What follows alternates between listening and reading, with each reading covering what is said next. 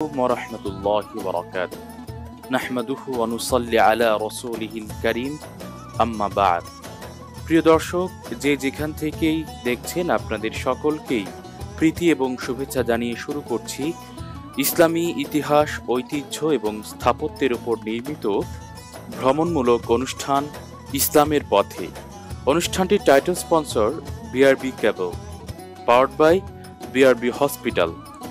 দর্শক, এই অনুষ্ঠানে আমরা প্রতিদিন ইসলামের এক একটি ইতিহাস এবং এক একটি স্থাপনা ধারাবাহিকভাবে আপনাদের সামনে তুলে ধরি। তারই ধারাবাহিকতায় আজকে আমরা ইনশাআল্লাহ আপনাদেরকে দেখাবো মসজিদে কিবলাতাইন। প্রিয় দর্শক, আজকে আমরা আপনাদেরকে নিয়ে এসেছি সেই বিখ্যাত মসজিদটিতে, যেই মসজিদে কিবলা পরিবর্তন হয়েছিল। আমার ঠিক পিছনেই দেখতে পাচ্ছেন এই যে মসজিদটির গেট, এই সেই মসজিদ।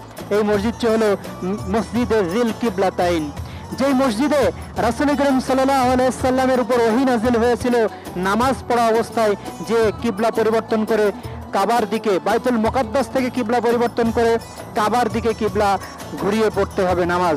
আপনারা আমাদের সাথে থাকুন, চলুন আপনাদেরকে এই মসজিদটি আমরা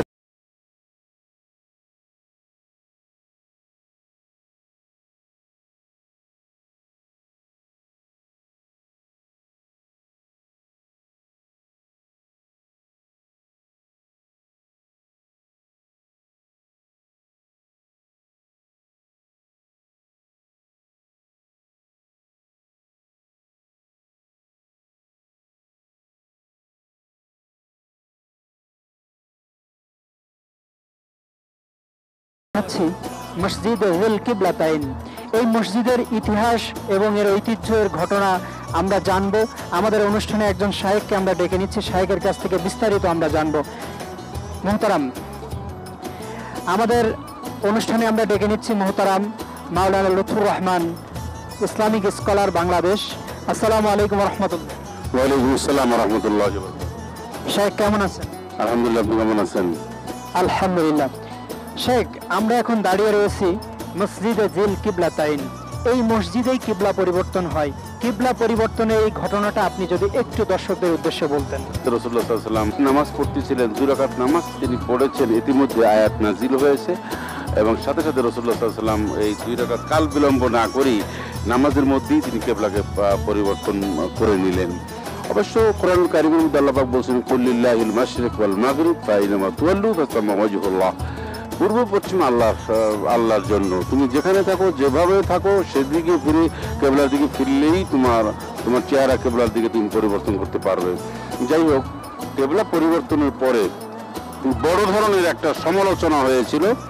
মক্কা মদিনায় যে সমস্ত কাফির ছিল তারা একটা তীব্র সমালোচনা করেছিল। তাদেরকে আল্লাহ রাব্বুল আলামিন বোকা আক্ষেপ করেছে, বোকা।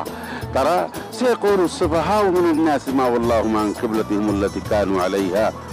নির্বোধ লোকেরা, যারা বোকা, বুদ্ধিশুদ্ধিহীন লোকেরাই এই কেবলা পরিবর্তন কেন হলো এই কৈফিয়ত চাইবে, এই প্রশ্ন তুলবে। রাসূল, আপনি বলুন, এটা আল্লাহর ইচ্ছা। এই কেবলা পরিবর্তনের মাধ্যমে আল্লাহ রাব্বুল আলামিন কাউকে হেদায়েত দেন, ইয়াহদি মান ইয়াশা ওয়া ইয়াহদি ইলা সিরাতিল মুস্তাকিম, সহজ সঠিক পথ আল্লাহ রাব্বুল আলামিন দেখান।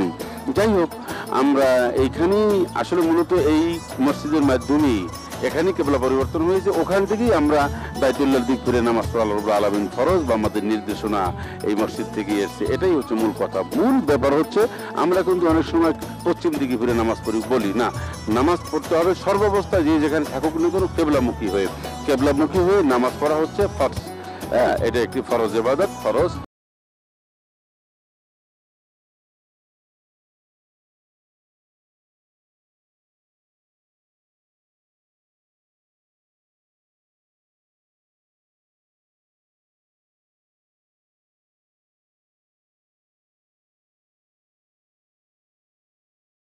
আপনারা দেখছেন ইসলামী ইতিহাস, ঐতিহ্য এবং স্থাপত্যের উপর নির্মিত ভ্রমণমূলক অনুষ্ঠান ইসলামের পথে। সময় হয়েছে একটা বিরতি নেওয়ার। ফিরছি বিরতির পর, সাথেই থাকুন।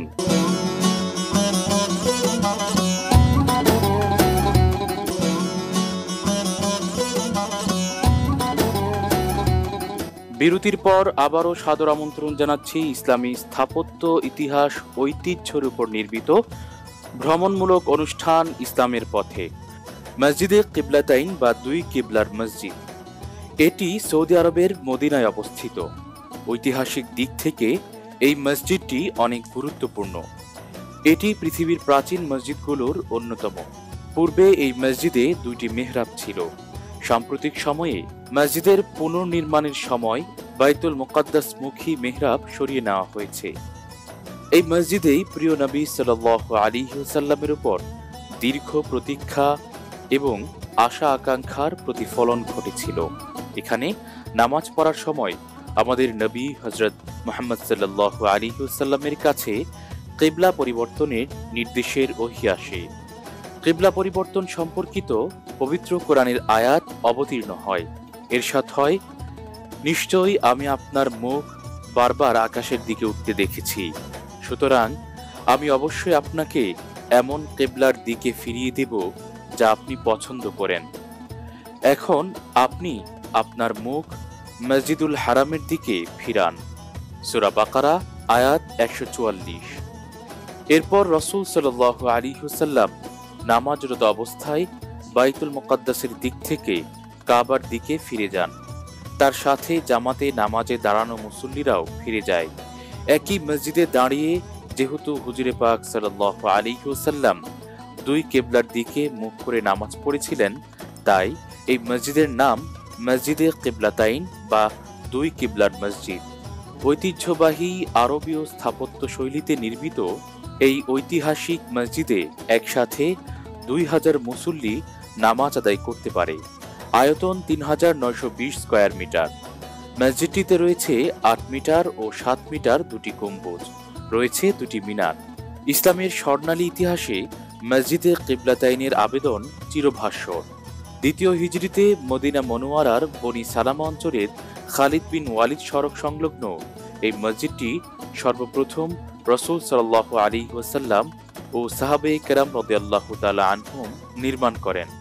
অতঃপর 1000 হিজরিতে কিংবদন্তি ন্যায়পরায়ণ শাসক দ্বিতীয় উমর নামে খ্যাত খলিফা হযরত উমর ইবনে আব্দুল আজিজ রহমতুল্লাহি আলাইহি মসজিদে কিবলাতাইন পুনর্নির্মাণ করেন। এর দীর্ঘকাল পর 893 হিজরিতে মসজিদে নববীর প্রখ্যাত খাদেম সুজাই শাহিন আল জামালি সাদ সহ মসজিদের কিবলাতাইন পুনর্নির্মাণ করেন। এই নির্মাণের 57 বছর পর তুরস্কের উসমানীয় খলিফা সুলাইমান আল কারুনি 950 হিজরিতে আগের তুলনায় বৃহৎ আয়তনে মসজিদে কিবলাতাইন পুনর্নির্মাণ করেন। আমরা অনুষ্ঠানের একেবারে শেষ পর্যায়ে চলে এসেছি। আজকের মতো এখানেই বিদায় নিচ্ছি। আবারও আগামীকাল একই সময়ে ইনশাআল্লাহ নতুন কোনো স্থাপত্য, নতুন কোনো ইতিহাস ঐতিহ্য নিয়ে আমরা উপস্থিত হব আপনাদের সামনে। আসসালামু আলাইকুম ওয়া রাহমাতুল্লাহি ওয়া বারাকাতুহু।